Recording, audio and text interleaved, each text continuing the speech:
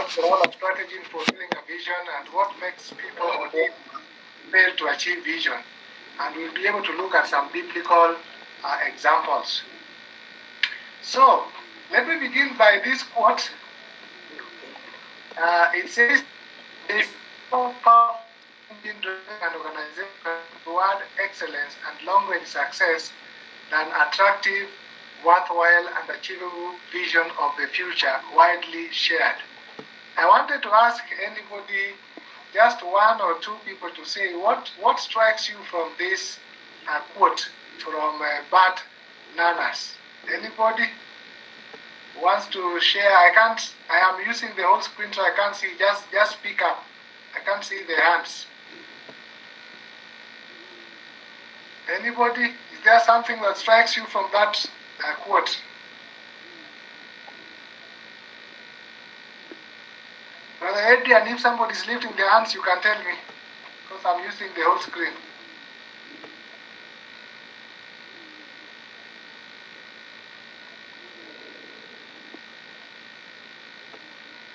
Do we have anyone? I will try. As somebody else speaks, I can see something here. Attractive, worthwhile, achievable vision. Okay, attractive strikes me because I've not thought about attractive. Worthwhile, of course. Achievable, yes. But I think the fact that it should be attractive, thank you. Thank you. One more person. Yes, from my side. Yes. Next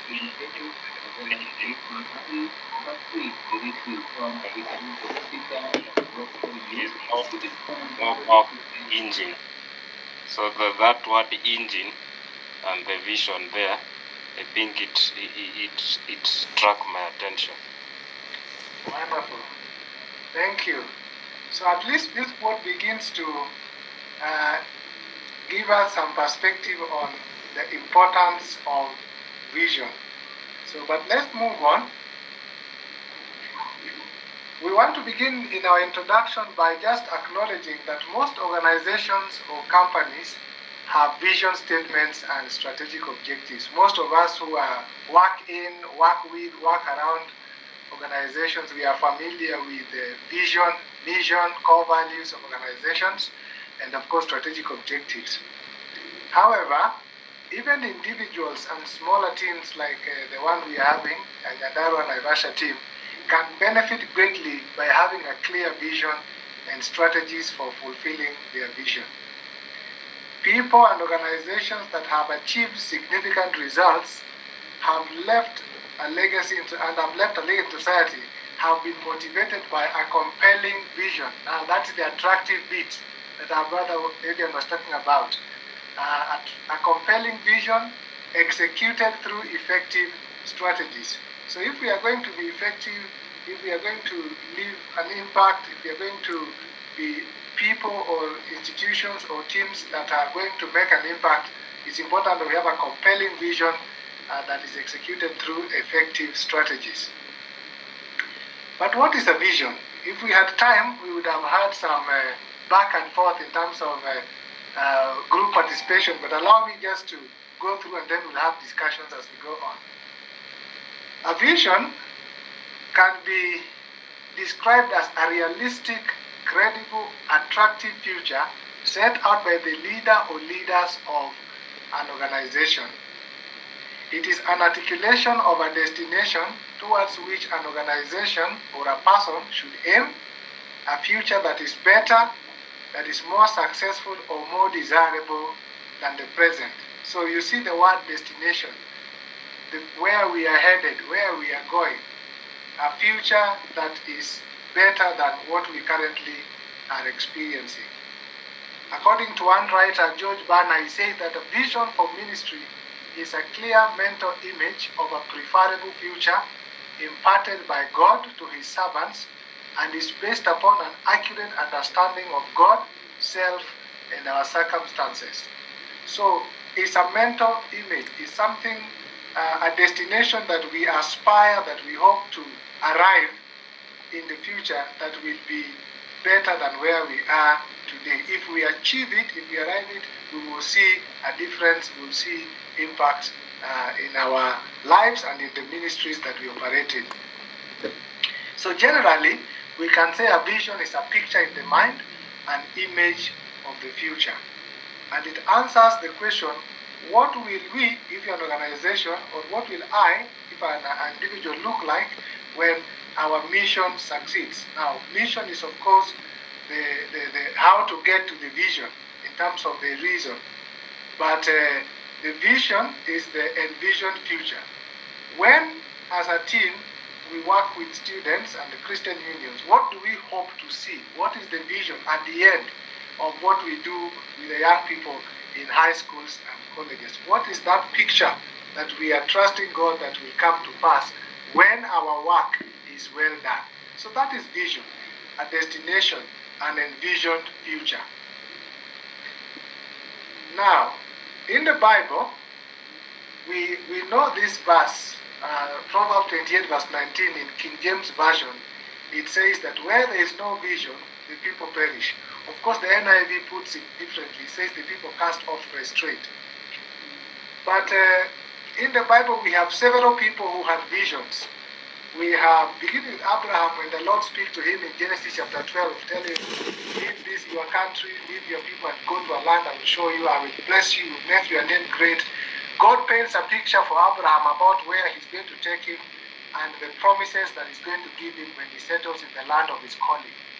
We know that Moses, when God meets him in the burning bush, Exodus chapter 3, God tells him, I have seen the cry of my people, I have observed their oppression, and I am sending you, go and deliver my people from there.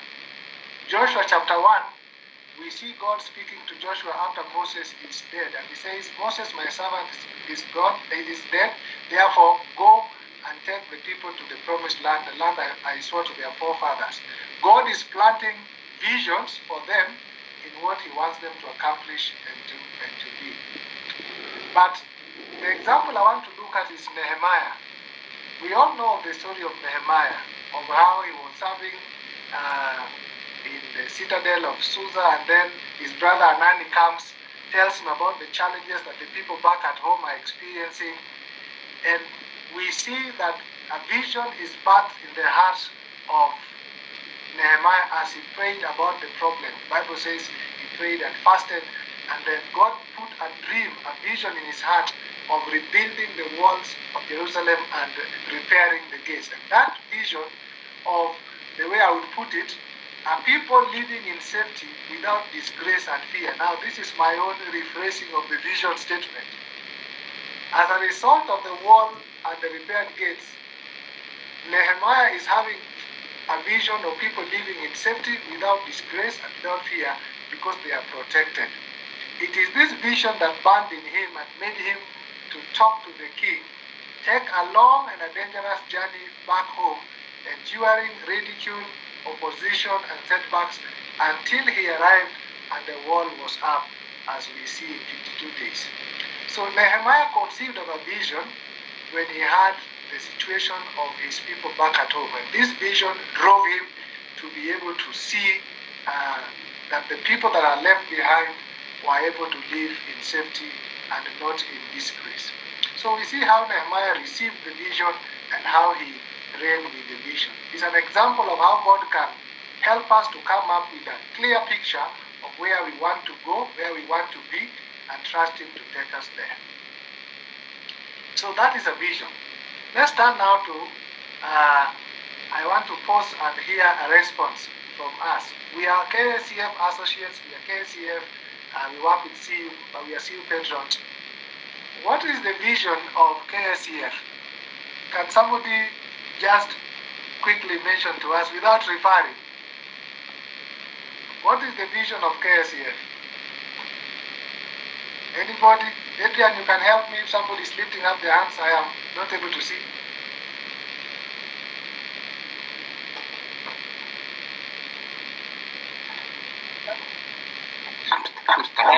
I'm waiting for somebody pressed. Yes. The vision is a generation of role model Christians having godly values and playing an active and positive role in church and in society. Wonderful. Let's clap for the brother, although I can't see him, but that's good. A generation of role model Christians having godly values and playing an active and positive role in church and society. As we work with Christian unions, as we work with these young people in high schools and colleges, we want to see people who are having godly values and who are active and influencing the church and society in a positive way. This is the vision. This is what drives everything we do, every energy, every plan, every activity, every event, every camp. We are trusting God to mold these young people to be people who have godly values and playing an active and positive role in church and society. And of course, going together with that is the mission of Kscf. How do we do this? How do we come up with this kind of Christians? And it is to lead students in secondary schools and colleges in Kenya to come to a personal knowledge of Jesus Christ as their Lord and Savior, mature in Him and equip them for effective service, and mobilize and empower Christian workers for effective service among the students. Quite a mouthful mission statement there. In some places where we have done some strategy plans with Mr. Nganga, we have advised that it should be a bit shorter and more memorable. But let's do with what we have for today. So the vision is what drives the organization and the people who are in it, and the ministry and the team. So because it's what all our efforts are geared towards achieving. Number two, why should a team or a person have a clear vision? What is the importance of vision? This is one of the areas I was asked to address. Number one, vision provides direction. You know, in an organization or a team, if everybody is going a certain direction, there's going to be chaos and there's going to be confusion. When we have a clear vision, everyone knows what they are working towards as a team. And this is very, very important, because if people are working at cross purposes, then you cannot be effective. So number one, it provides a direction. Everybody knows we are going this direction. This is what we are hoping to achieve as a team.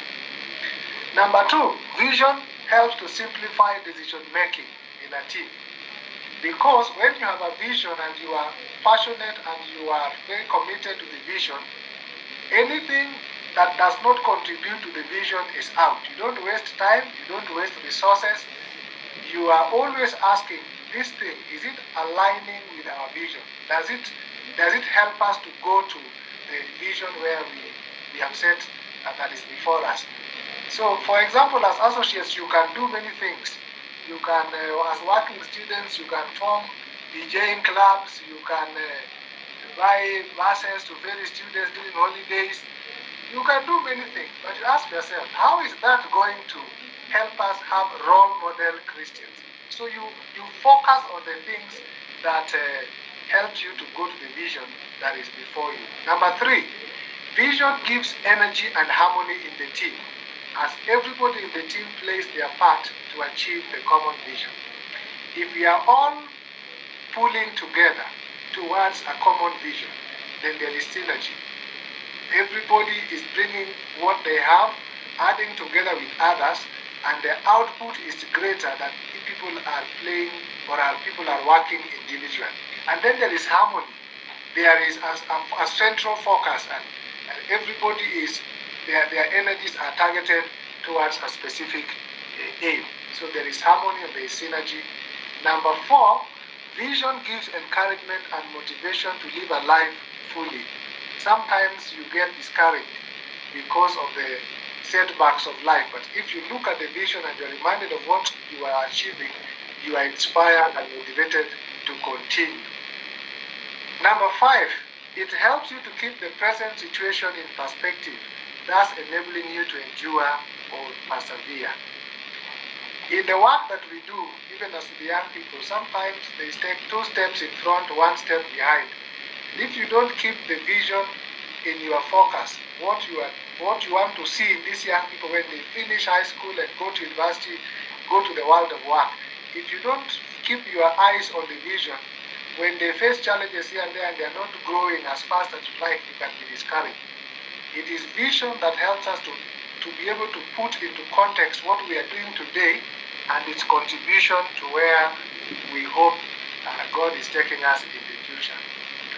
Number 6, vision inspires us to give our best because it explains why we are doing what we do.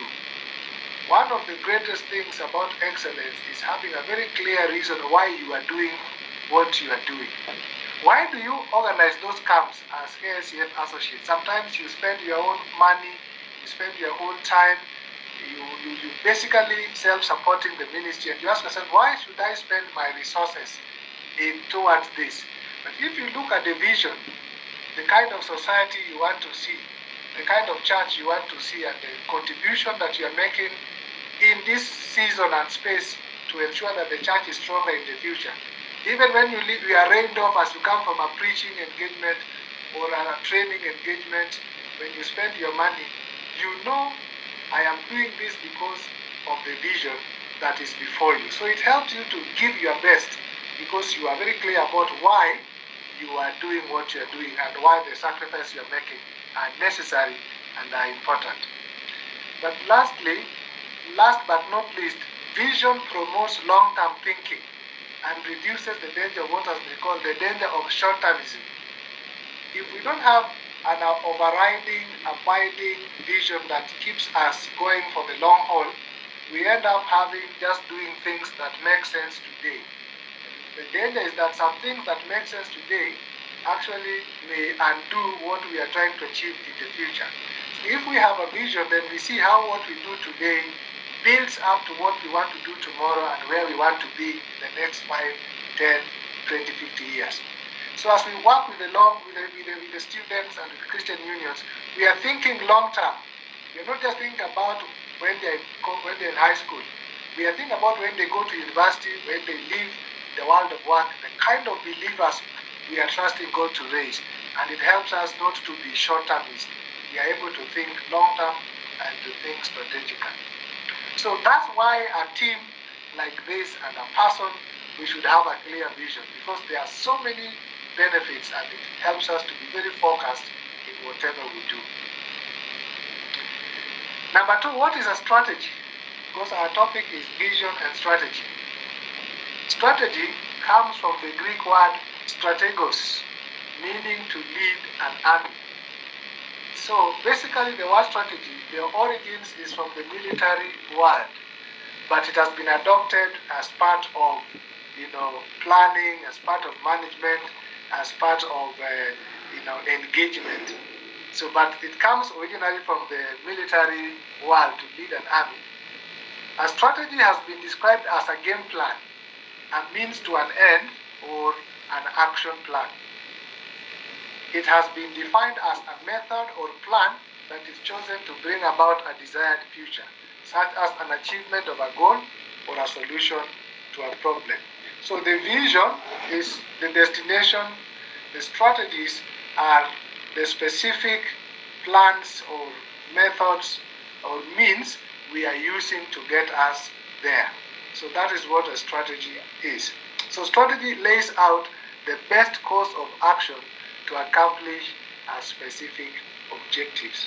So when we think about strategies, we're not just thinking about any method that will get us there. We ask ourselves, what is the best way? What is the best course of action to take? What is the best plan? What is the best action plan to be able to take us to where we want to go? Because there are many things that you can do, but strategy means you are thinking about the best method, the best plan that will get you to the vision. Again, in the Bible, we see several people employing different strategies to achieve the vision that God put in them. If you remember the story of Esther, how after being challenged by Mordecai to go and speak to the king about the impending annihilation of the Jews. And you can see Esther being very strategic in how she is looking for the best time and the best moment to be able to deliver the news to the king. Wow. And they want to put Doesn't do anything. They do how much.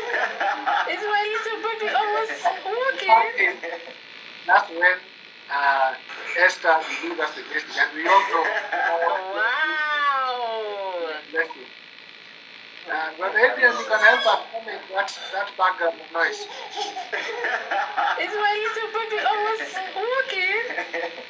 Thank you. And then the other person we see is David, and Goliath. So the battle is raging, and then David steps up, and Saul is telling him, go in this way, go with this armor. But David chose a strategy that was unique and familiar, and not familiar, and God gave him victory through that strategy. But again, the other person that really demonstrates being strategic in what you do is Nehemiah. Again, we see Nehemiah's strategy in achieving the vision. The first thing he began is by prayer. Immediately he got the message, he didn't go in swing into action. He began by prayer. Chapter 1, verse 10 to 11 records the prayer of Nehemiah. And everything, if you look at the whole of the book of Nehemiah, at every phase you find him praying. Chapter 2, verse 4 is praying. Chapter 4, verse 9. Chapter 6, verse 9. So we see his strategy. The first strategy is the strategy of prayer, seeking divine help and favor. He did not just rely on his own understanding and insight. But we also see the second strategy where he approached the king and sought for permission and provisions. So that was his strategy for resource mobilization. He needed the permission, he needed the timber, he needed the protection on the way. All that you see him being very, very focused and being very, very intentional about what he's asking from the king.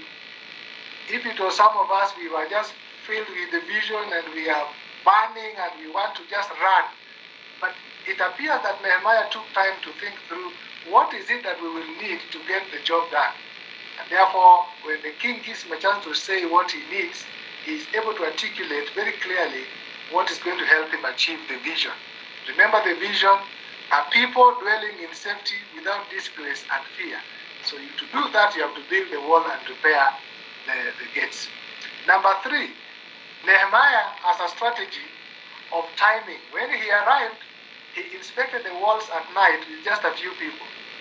I imagine it was some of us would have arrived with a number of, we would arrived in a fashion with the horns honking, and we are saying, I have come, I have arrived, the whole city is waiting to welcome you. But Nehemiah is very strategic. He wants to see the situation for himself before he does anything public, because he's thinking about what is the right time for us to begin this. That's very strategic. You see that's in chapter 2, verse 11 to 12, how he did that. But also he shared the vision that God had put in his heart with the people. I think this one I should read verse for word so that we can be able to see how Nehemiah was being very strategic. So in Nehemiah chapter 2, verse 7 to 18, when Nehemiah goes to where the people are, he shares the vision with them. He tells them like this, chapter 7, verse 17 to 18. Then I say to them, you see the trouble we are in. Jerusalem lies in ruins, and its gates have been burned with fire. Come, let us rebuild the wall of Jerusalem, and we will no longer be in disgrace. Verse 18. I also told them about the gracious hand of my God upon me, and what the king had said to me. This is about vision casting. It's about communication, because a vision, as good as it is, if it is not shared, and if people don't embrace it, and people don't come around it, it will not take off. Nehemiah takes time now, after going through the walls and knowing the places that are broken and what it may take. Now he communicates the vision in a very powerful way. As you read below there, when he finished, the people say, let us rebuild. They were persuaded that this is what needs to be done. But another strategic thing you see Nehemiah doing is that he assigned the people to build sections of the wall close to their houses. This is very good because it will reduce the amount of time people will feel that what they are doing directly connects to their well-being and safety, and so people care more about the things that touch them directly. Nehemiah understood this human nature in people. That led to effective sharing of work. Bible says that in 52 days, the wall is up. And it talks about all the people who are involved, from the priest to the family of so and so. You can see how the work is going because it's strategic in how the work is being divided. So in overall, we see that Nehemiah had a plan of action. That's what we call strategy, and didn't just do things haphazardly. He did not just say, I have the vision, and he lands in that place and is just doing whatever comes. He is moving methodically, strategically, and no wonder, with God's help, we see the project was very successful, even when he faced opposition from Sanballat and Tobias, as we know them. So the question that is now before us is, what is the role of strategy in fulfilling a vision? It is not enough to have a compelling vision. It must be accompanied by a specific strategies on how to achieve it. There are very many organizations and people who have got very nicely worded vision statements, but you don't see anything. It does not take traction. It is not, working because they don't have specific and relevant strategies on how to achieve it. Or if they have, then they don't have the willingness to be able to do it. So the main question in strategy is, how will we achieve our vision? And I want to just highlight 3 or 4 things about the role of strategy. Number 1, strategy is what gives legs to the vision, because you come up with practical steps or actions that are taken to fulfill the vision. As we think about as Kscf associates and patrons, we want to have role model Christians that are able to have positive impact in the church and society. How will we do that? So we have camps, we have small group Bible studies, we have all these strategies that we have come up with to help us be able to achieve our vision. So vision without legs, without practical, specific steps that can be taken, action plan, does not amount to much. It's just a dream. So it gives legs to the vision. Number 2, strategies help to break the vision into manageable portions. There used to be an advert in the TV about manageable portions, things that people can handle. You see, the vision can be huge and very daunting. Just look at the vision of Kscf, role model Christians that able to have positive impact in church and society. Where do you begin? How do you do that? So you break it down into specific things, specific strategies that will help you get there. So the vision therefore doesn't look so overwhelming. You have a place to begin. You can say we'll do this in this time, so you can have a time frame. You can be able to look at resources that can be used in this phase, and so it helps you to break the vision into manageable portions. Number 3, strategy helps to optimize the use of resources to achieve the vision. So the resources we have are not unlimited, and the vision is big and is continuing and it is forward-looking. How do we make use of the resources that we have in the best way possible? We think about how do we do things strategically so that we optimize the use of resources to achieve the vision. Number 4, and very important, having a strategy helps us to track performance or achievement of the vision. How well are we doing? How are we performing against our target or against our vision? It's important to know what area have we covered, what steps have we covered in reaching our vision. And when you have strategies, you can be able to look at each strategy and be able to see how far have we gone, how far is remaining, and therefore what do we need to change, what do we need to upscale, what do we need to do more, what do we need to do differently. When we have clear strategies, it helps us to be able to track our performance and know how we are doing with regard to achieving the vision that God has placed in our lives. So it helps us in tracking performance and achievement. So as we move towards the close, what are some of the hindrances for people or teams to achieve the vision? What are some of the hindrances for people or teams to achieve the vision? Number one, I would say lack of unity within the team, when there is no teamwork. So the vision may be there, the vision may be clear, but when people are not united, when there is no teamwork, either there is competition or people are just doing their own things, looking for applause, or people are looking for credit, people are looking for acclamation. So people are working at cross purposes. People with that team will not achieve its vision. Teamwork is important in achieving the vision, where everybody brings their knowledge, their resources, their abilities towards a common objective, in this case towards the vision. That's very important. So the first thing is lack of unity, when people are not working together. Number two, if the vision is not clear and compelling, which means it is not well communicated and well articulated. If the vision is hazy, people are not clear about what the vision is about. Either the way it is stated or the way it is explained, people are not able to internalize it and embrace it. They will not be able to move at the pace and the way we wanted to achieve, because the vision is not clear and it is not compelling.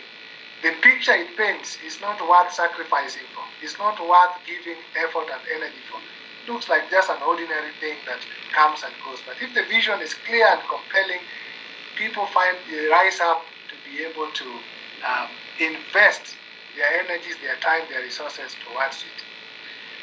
Number three is if the vision is not shared, I want to say not shared or embraced by the majority of the team. Again, this is related to the other one of not being clearly communicated.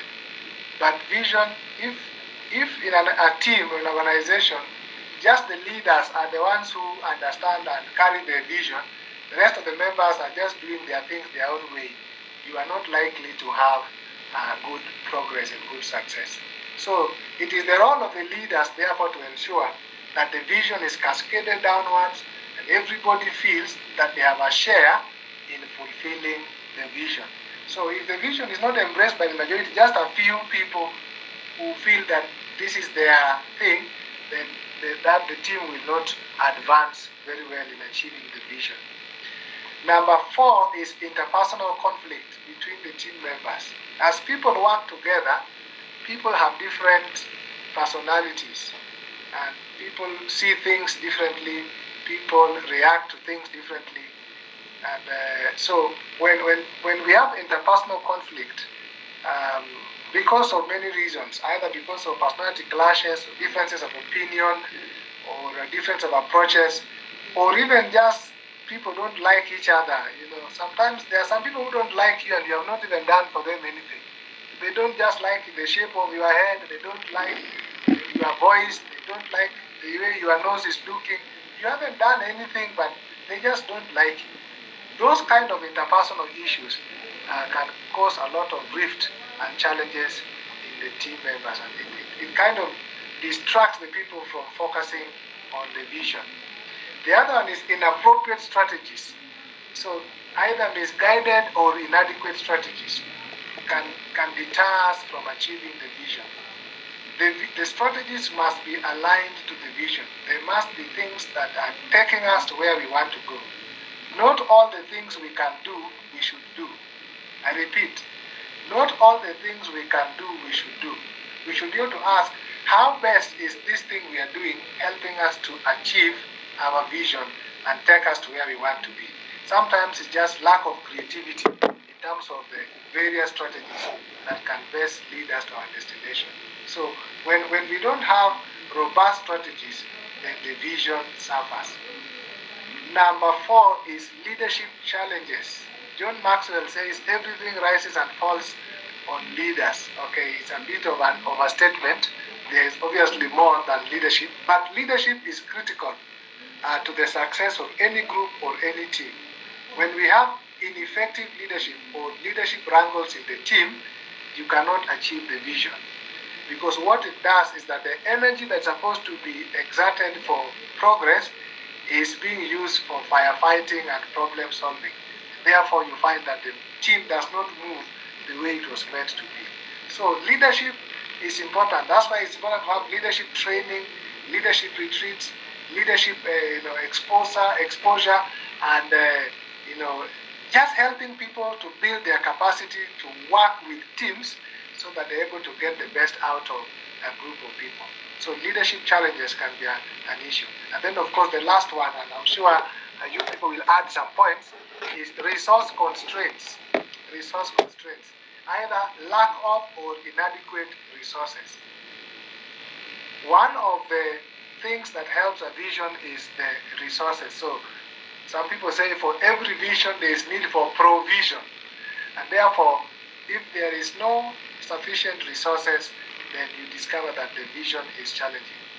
But the good thing is that when there is clarity of vision, there's a way in which when people, even the stakeholders, are clear about the vision, people are willing to partner and to bring their resources if the vision is clear, compelling, and is something that is worthwhile, as we saw in the introduction. So these are some of the issues I picked out that can deter a team from achieving its vision. And whether you're talking about a small team, whether you're talking about a team like the one we are addressing today, all these issues have a potential to be able to limit the effectiveness of a team achieving its vision. So in conclusion, so that we can give more time for explanations and questions and answers, I just want to repeat what we said earlier. People or organizations that have achieved significant results and left a legacy in the society, in the ministry, have been motivated by a compelling vision that is executed through effective strategies. So vision is important, the destination where we want to go, but also effective strategies to take us there. Without a vision, the strategies will not be helpful because you are going nowhere. It's like somebody who is in a matatu that is going very fast, that is moving very well, but they don't know where the matatu is going. That is a waste of resources. But when you have a compelling vision, and yet you are not clear about how best are we going to achieve it, then you discover that the vision remains unfulfilled. So those two things, vision and strategy, are really critical in the ministry that we do as we work with young people in schools and colleges. A vision must therefore be combined with the will and actions to make it reality. Otherwise, it remains nicely written in paper, but not something that has legs to move and therefore make an impact. With those many remarks, I just want to pause there and say thank you very much, Brother Adrian and the rest of the team, for giving me a chance to share those thoughts. I would like us now to spend some more time in adding and engaging and enriching the conversation along the areas that I have presented so that we can all have a chance to contribute. So now I retake the meeting back to Brother Adrian to guide us from there. Thank you and God bless you. Thank you, Brother Elly. May the Lord bless you. That was inspiring. I'm a student of strategic management, and I tell you, I've learned something new today.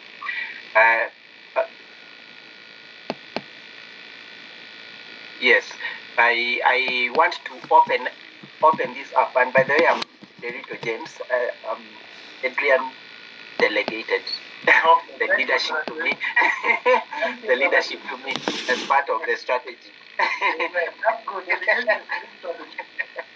Yeah, that's okay. I have several members have asked several questions. What I will do is that I will read. Probably I will start with the first three, and then because I have a total of five or so questions. Now, question. Just because my mentor, Mr. Nganga, is here, if I am not able to answer, I will call on him to answer for me. He has no option.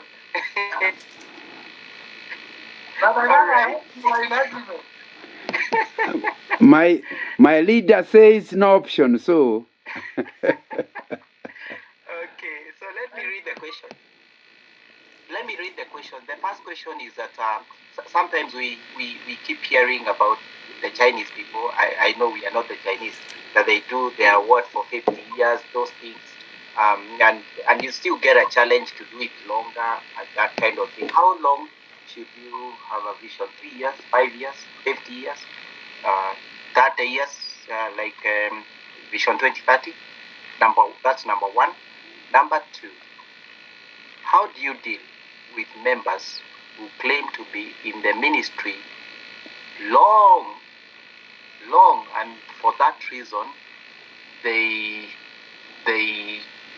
sort of, let me just read it the way it is, and then you interpret. They think we are diverting the vision, yet there are no results being witnessed.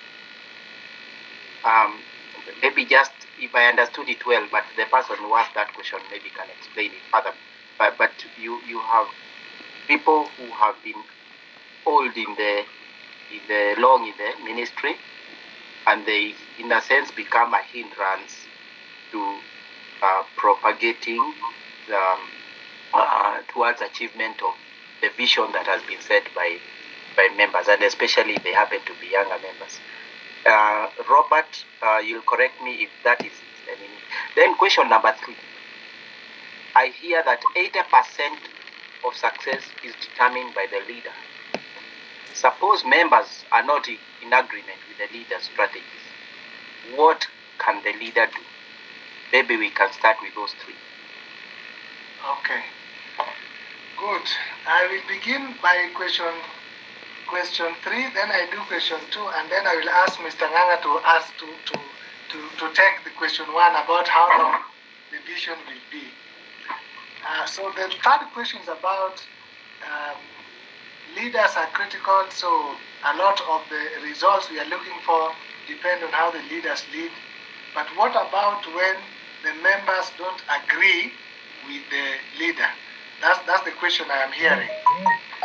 Now, one of the things about leadership is the idea of not being a one-man show. Because leadership is accomplishing things through people. It's not about you and your idea for them, but it's about you together with the people you're working with. So one of the things that as a leader is important is to be able to build teamwork. The people you're working around with, are there ways that you can help them to share the vision and see the vision the way you see it, and then rally them around the cause? Every team goes through several stages of group development, and the role of the leader at every stage varies from time to time. When a group first comes up, the leader is more instructive, more directive, because people are still finding their bearing in the group. So the leader takes a more directive role.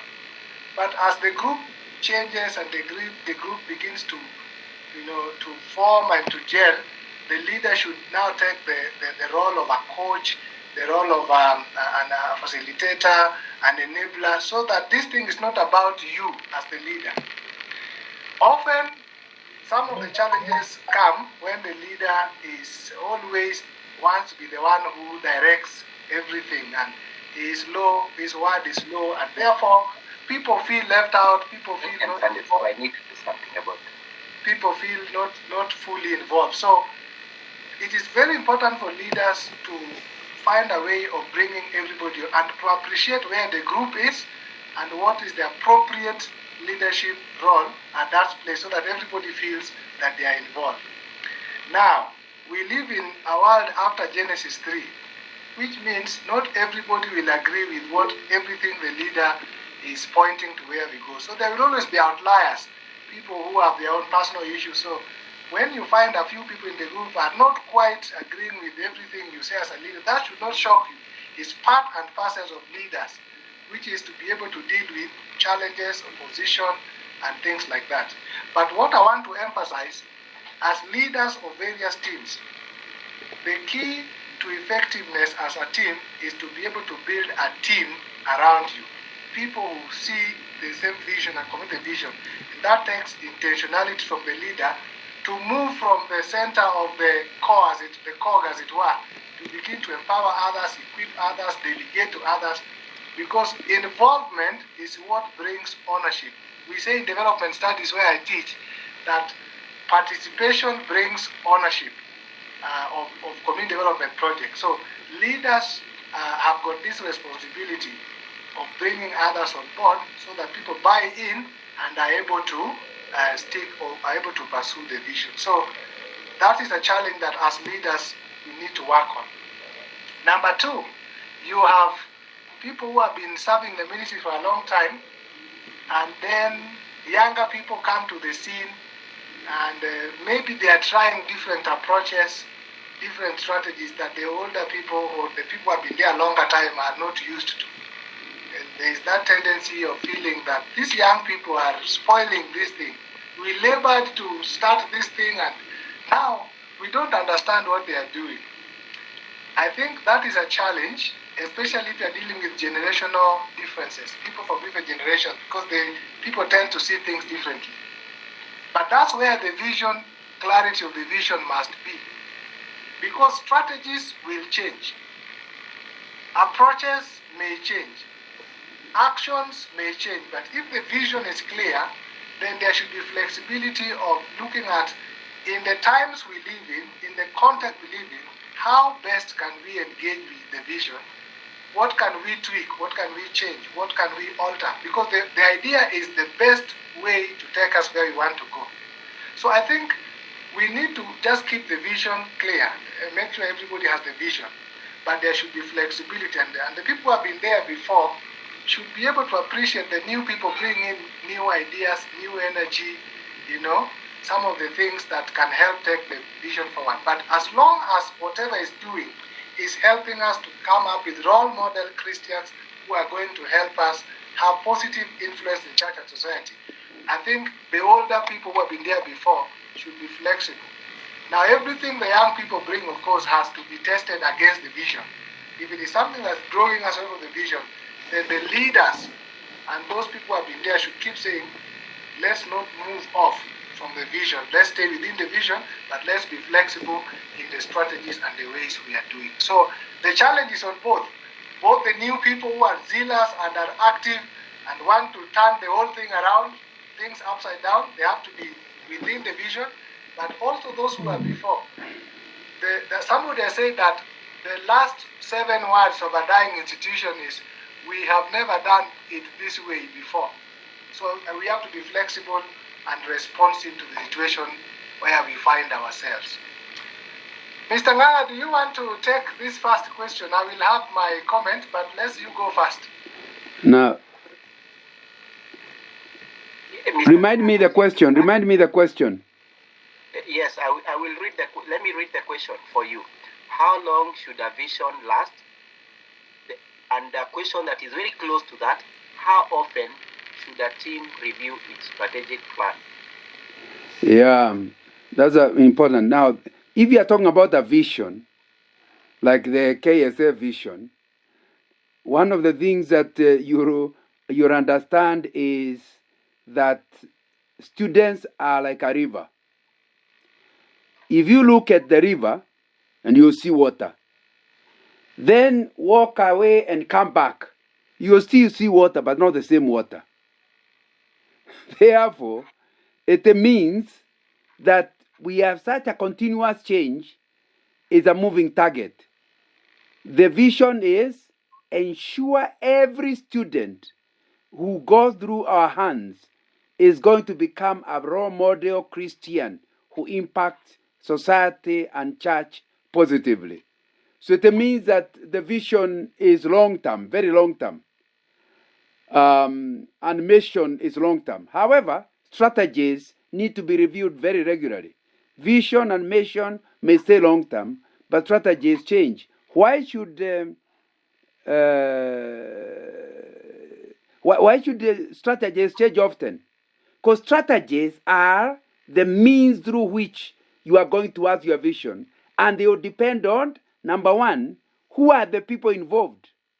There's a strategy a certain group of people use because that's the way they are created and they have strength. And you cannot expect everybody to do it that way. So you need to review your strategies on the basis of who is involved. Number 2, resources. Some strategies are very expensive. They are aimed properly at vision and mission, but they are very expensive. If you don't have money, you have to change your strategy so that you still reach your vision and mission, but at a lower cost. That's why you have to review it. Number 3, the changing external environment, so that what you have been doing, the environment has changed.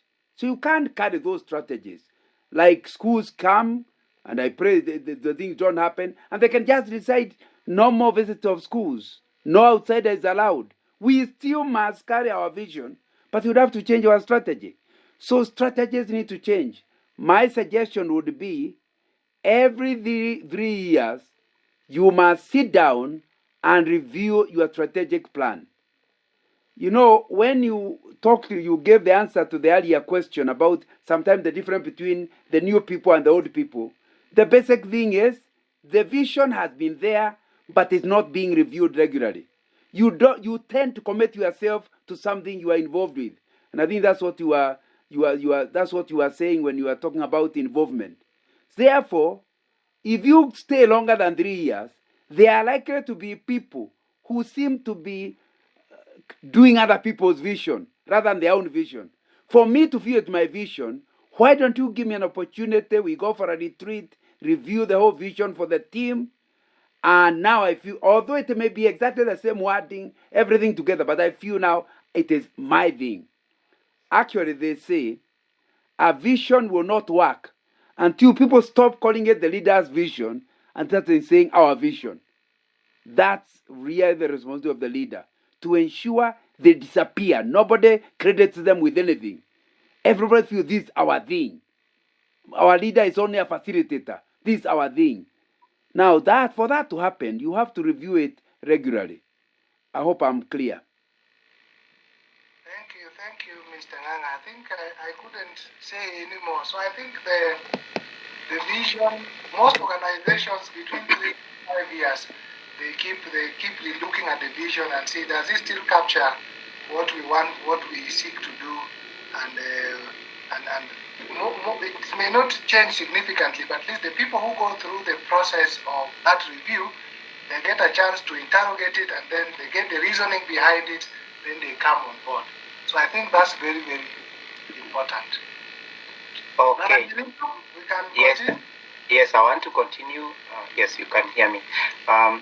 I want to read the next 3 questions, and Brother Elly, you will excuse me if it appears like I'm repeating, but it is okay, maybe just to say that was done and just emphasize.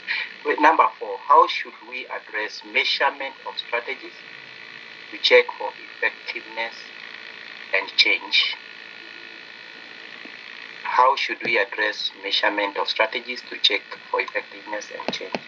Then the next one, how do you handle team members who seem less passionate about the vision? This is about the people. How do you handle team members who seem less passionate about the vision? Then next one, what is the place of core values in strategic planning? Maybe we can start with those 3. Wonderful. Thank you, Brother Nderitu.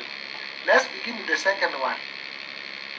People who are less passionate about the vision reminds me of a former politician who has since passed on. When there was a debate in Parliament that some people don't have passion.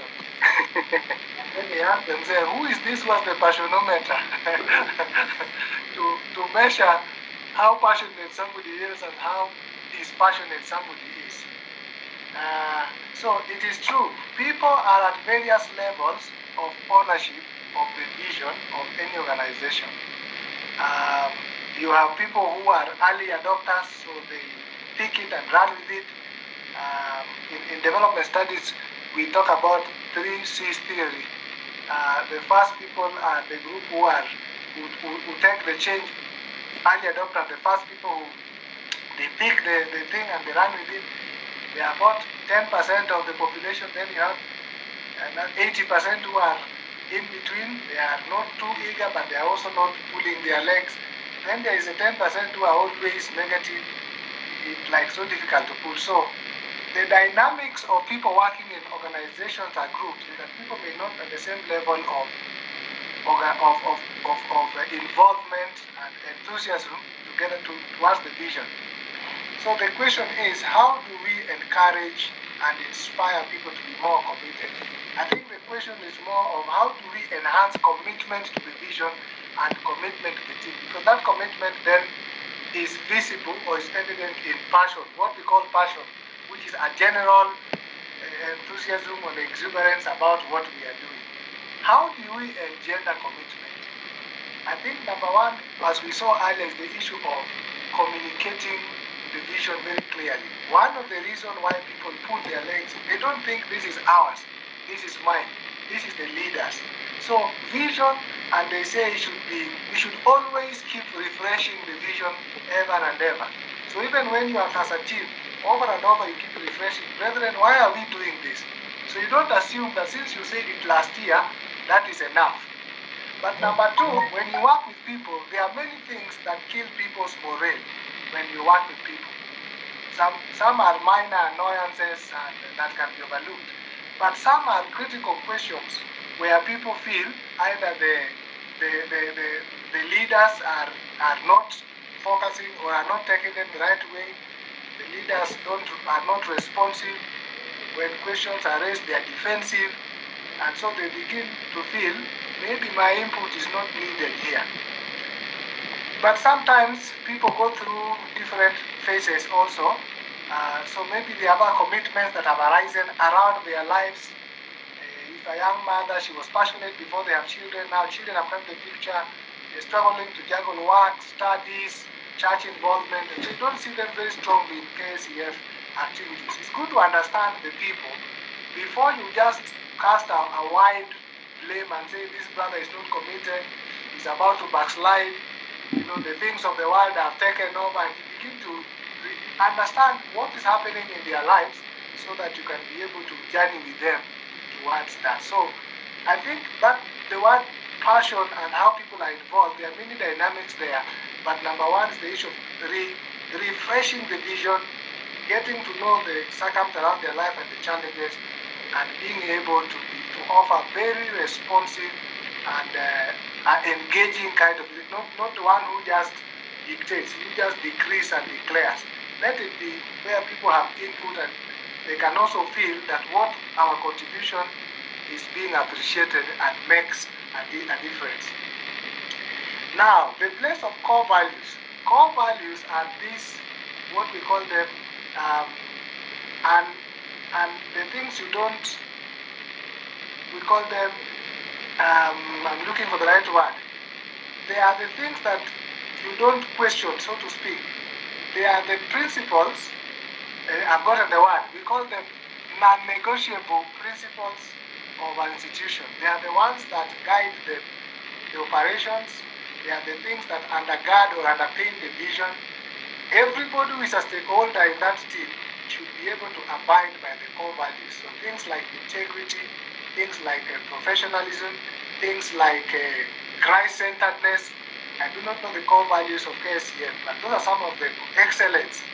These are things that make you stand out as an organization and gives you identity. People know you for who you believe in and for what you stand for. So much so that, as Mr. Nganga says, I will quote him, that you are not willing to compromise your core values, even if you're going to lose customers or clients, or if you are going to lose a key donor. If the donor wants, a KFCF donor wants to come and give condoms to the students in school as a way of, sexual reproductive health awareness, and we are helping the young people not to get pregnant, and they want to give condoms. You say, no, stay with your money. We don't need that because that's not part of our core values. So I want to say that core values are the foundation in terms of the identity, in terms of the pillars that holds the organization together. Everybody who is part and parcel of a team organization should sign up, so to speak, to be willing to abide by those core values at all times. So, of course, not all people succeed in doing that all the time. There are always outliers, as I said earlier, people who take shortcuts here and there. But the mainstream, from the leadership to everyone, those core values should be reinforced.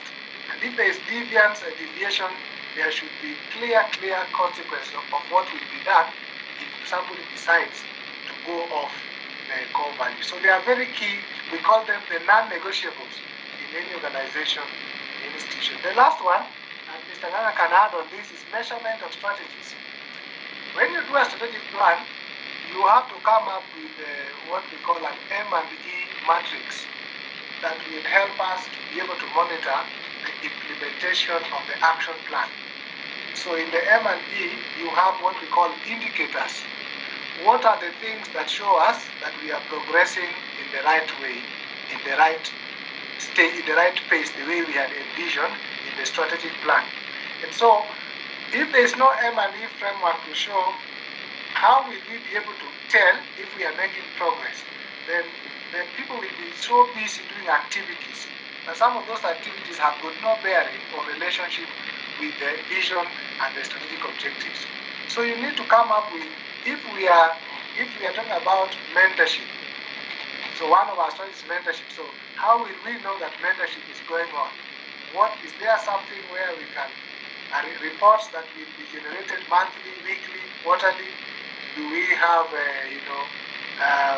documents that will be tabled, reports or things like that shows us that actually what we envision is actually taking place. So the way to do this is to build into the strategic plan an M&E framework that answers the question, how will we know that we are achieving what we say we will do, when we say we will do it, and at the cost we say we will do it. So that's the best way to be able to ensure that you are measuring performance of the strategic objective. Mr. Nganga, you can add to that, to any of them that you feel you want to put in a word. Looks okay. I actually give them some key performance indicators when I give my talk at the beginning of this series, and I hope, Robert, those are you have, for example, for your schools, you can say these are the way. I can say Jabine Boys is doing well, Jabine Girls is not doing well, on the basis of these key performance indicators. Robert, you remember? Yes, I can. Okay. Wonderful. Brother Delito, maybe we can take one more set if you have time.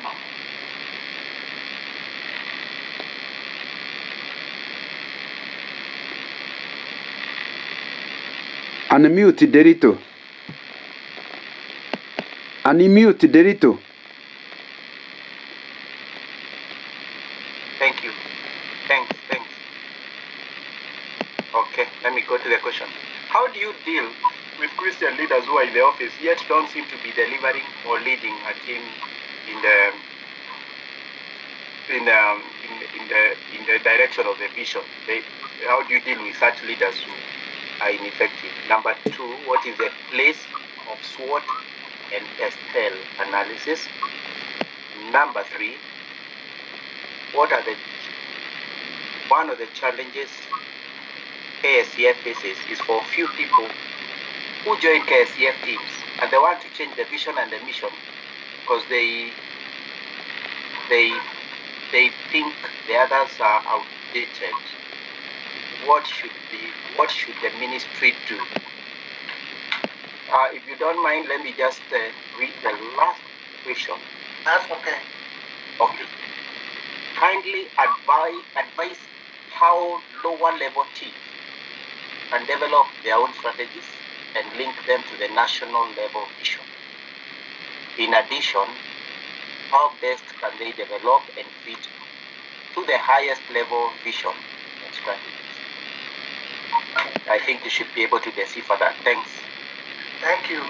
I'm going to ask Brother Nganga to do the first and the fourth because he understands the structure of Kscf more than I am in terms of how do the lower level teams, how will their strategy fit into the national level vision. So Brother Nana, get ready to reflect on that.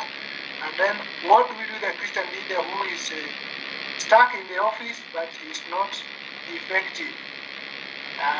Now, of course, that effectiveness presupposes that there are indicators of what that person is supposed to achieve by the virtue of being in that office. But Brother Anna, you can respond to that. So I want to take the 2 and 3, SWOT and PESTEL analysis. When you are coming up with a strategic plan, there is what we call internal environment analysis and the external environment analysis. These are things that help you put a pulse on where the organization is vis-a-vis the environment in which it operates. Therefore, as all of you know, SWOT just means you want to find out what are the strengths that reside within the organization, what are the weaknesses that are found within the organizations, what are the opportunities that lie outside the organization that can be picked up, what are the threats that are again outside the organization that can hinder the organization from achieving, or the team from achieving its vision. The reason we do SWOT and PESTEL is to be able to find out exactly what is the context of ministry. There are certain internal dynamics, and then there are external dynamics that have a bearing on the performance or achievement of the objectives. If you are not clear, then you can design strategies that are completely misaligned to where the organization wants to go, because it is not relevant completely to the realities that the institution finds itself. So you want to be able to look at what are the emerging opportunities, what are the threats that are there that we need to be aware, so that we can come up with mitigation measures to help us be able to at least contain them if we cannot completely do away with them. But then the PESTEL again is scanning the environment, the political environment, the ecological, the economic environment first. Then we have the socio-cultural environment, then the technological environment, then we have the ecological environment, or just the environment, and then of course the legal. All these factors have a way of different ways impacting an organization. A change, a shift in any of these factors can very, very negatively affect an organization, or can open up an opportunity that was not there before. So for example, political, you have a change of governance, and then they say, as Mr. Anna is saying, that all ministries that are working in schools should be out. We want to adopt a secular standard of education, so CRE is out, Kscf is out, Focus is out. We don't want any religious group indoctrinating children in school. That will really affect the ministry of Kscf. So those are political pronouncements that can have a lot of challenge. If there are legal issues, if there are technological issues, like now in this corona thing, the issue of ministry online, because of the environment of this corona time, we have to quickly shift into how do we continue ministry with the technology that is there. So I think, to summarize, the SWOT and the PESTEL help the organization to position itself to be still relevant and effective in the environment in which it functions. Number 2, question 3, we had talked about it a little earlier, is the same question asked differently. Few people who join the organization, the team, and then they feel that what has been going on there is not good enough. They want to change the vision so that they can take the ministry in another direction. As we said, the vision should not be changed easily. The vision is something that, if the vision is well crafted and it's clearly understood, many things can be done, within the vision, if the vision is clear. So anybody who is coming to change the vision, that is somebody who does not have the best interest of the stakeholders at heart. And it shouldn't be easy to change the vision of an organization.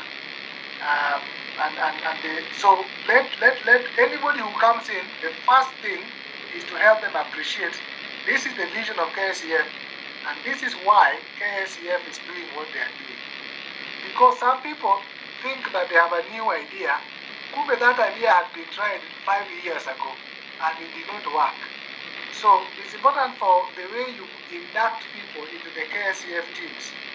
Don't just assume that anybody who shows interest in Kscf is already somebody who understands what Kscf is and stands for. So induction of new members and how they are helped to understand what we do and why we do is very important. So when new members come, there should be a way in which they are taken through the core values, the vision, the mission, and even some of the strategies. So they can give some input on some strategies, but they should not feel that they have to change the vision. The vision should remain, because the vision is long-term, it is well-crafted, it has carried the organization for a number of years. So let them be helped to appreciate what the vision is. Certainly the leaders are the vision keepers. There are people who are called vision keepers. They don't allow anyone to just play with the vision the way they like.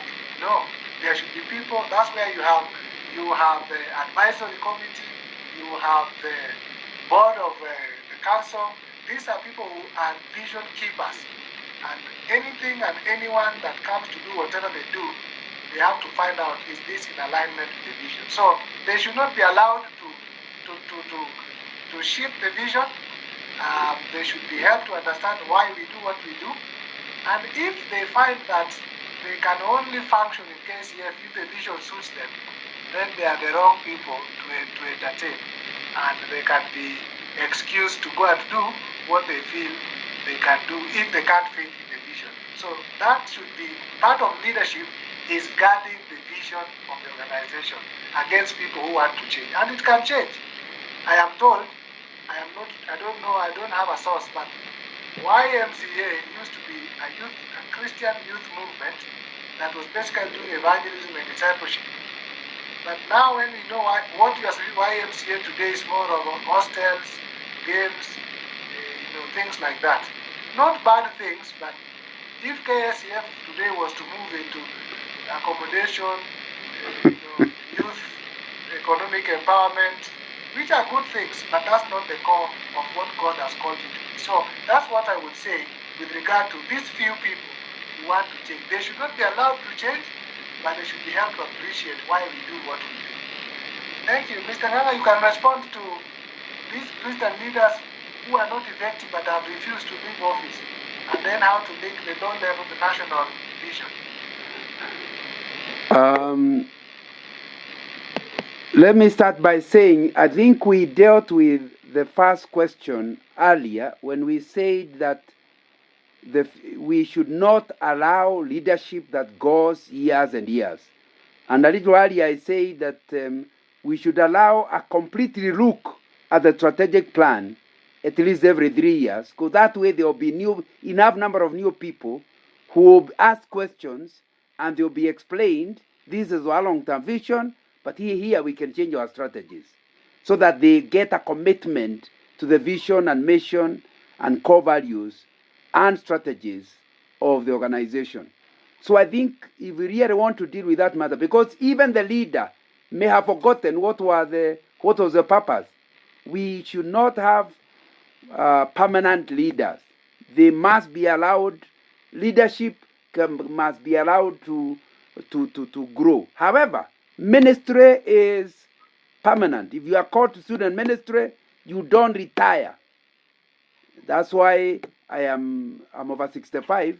Most churches will tell you to stop being in leadership at 65, but I haven't stopped going to students, because you don't retire from the call of God. But being chairman, being secretary is not part of the call. Your call is to minister. So today you can be chairman. Today you can be chairman. Tomorrow you can be nothing, but you will still continue with the ministry. That's really what will help. So the idea of, that's why you find people like me don't like being called elder, because those titles come and change. I'm Brother Nganga, and that is permanent. So it's important to start understanding that as teams, whether it's a Navaja team, the Gilgil team, the Nakuru team, the Kinangop team, whatever, the Nyandarua team, we need to stop getting the organization like a one-person organization. And that will only be possible when you have a long enough. However, I don't encourage leaders of 1 year, because 1 year you are just learning the ropes. You haven't even started delivering. So each leader should be given at least not less than 2 years to do work before you can change the offices. Even 3 years. Beyond 3 years, you are going to get new people who will feel like they are not being appreciated. Let them participate. But again, the idea of throwing out the old ones, and that has happened even in Ksf, where you just come and do elections, and you have a totally new team. It is called institutional memory loss. And once you lose institutional memory, you start marking time, thinking that what you are doing is new. It has been done before, like our facilitator is saying. It did not work. Now you have to learn again. It is called rediscovering the wheel. Or because of the idea of removing all the old leaders and getting new ones. It's not clever at all to do that. So what do? We allow each leader to stay long enough, number one. Number two, we limit how long he can stay, like 3 years. Number three, review the strategic plan so that everybody gets involved and feels they have a commitment to it. And I think that's what will really help. The other question was how to, first of all, I would really hope after this discussion that the Naivasha would have a strategic plan, a team, because the team, any group that operates as a team must have a strategic plan. However, that strategic plan must be given to the bigger group so they can see that they are not moving away a target. So you must, first of all, understand the Ksf vision and mission, understand the county vision and mission, then you can come to the area team in order for it to be aligned. They should not be exactly the same. However, because circumstances are different, the people involved are different, the strategies, the action plans will be different, but the vision and mission will remain the same, right from the national to the county to the area. I hope that answers the question about advising how lower level teams can develop their own strategies. They need to, and we have told you how do you develop a strategy? By agreeing a vision. What is it you want? What kind of student do you want to see at the end? That's a vision. Number two, agreeing the mission. What shall we do in order to get that kind of student? Number three, agreeing the strategies. How can we break the mission to various strategies that can help us reach there? Number four, agreeing core values. What are the boundaries within which you operate? And you will not be allowed to be a member of the team unless you operate within those limitations. And then agreeing the strategies you will follow. I hope every team will develop its own strategy, but that strategy will be given to the bigger group to kind of approve. But it all starts with have the strategic plan of Ksf before you make the one for the lower group. I hope I've answered the question. Very well done, Mr. Nana. Thank you. I couldn't have said it better. Thank you, our facilitators. We have been challenged, and there's a last statement that I hope every team now will come up with a strategic plan that is in line. That is in line. Derito, you never read the question. Somebody wanted Elly to write down the quotation that he had put at the beginning. I saw that comment from somebody. Put the quotation that you have put. And I think you have two quotations. One was the one at the beginning. Then in the middle, you talked about what will happen when people refuse to change. Those are two quotations. Write them in the chat box so that people can memorize them. I think Derito, there was such a comment. I can't see it just now. Thank you very much. Elly, Elly is already presenting. Okay.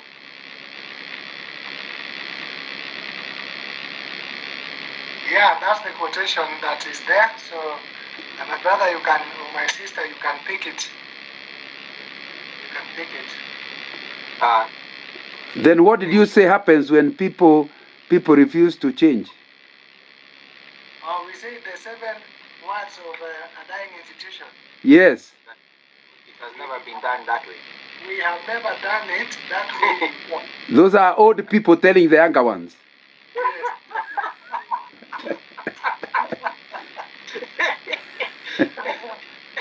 I hope it is not the old people who make the institutions die, but thank you. Thank you very much for that. I just want to come to a close and to really appreciate what our brother Elly has done. Somebody will be doing the appreciation, John Karaoke. John Karaoke, kindly on our behalf, just appreciate John, Elly, and John, of course, helped him, and also say the final prayer. But for the rest, thank you very much. May the Lord bless you. We shall be meeting in another 2 weeks' time for another wonderful topic. And God bless you. Karaoke? Thank you. At least I'm showing my face so that people can, when we meet somewhere, you can see the face of Brother Elly. Yes. And you can see it on the website of African International University. Yes, I think so. Okay, thank you very much. John Karaoke, you unmute yourself.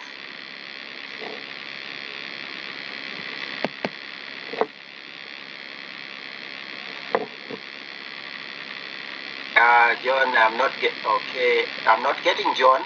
Peter Muraya, I will just ask you to unmute yourself and say asante and pray. Just unmute yourself.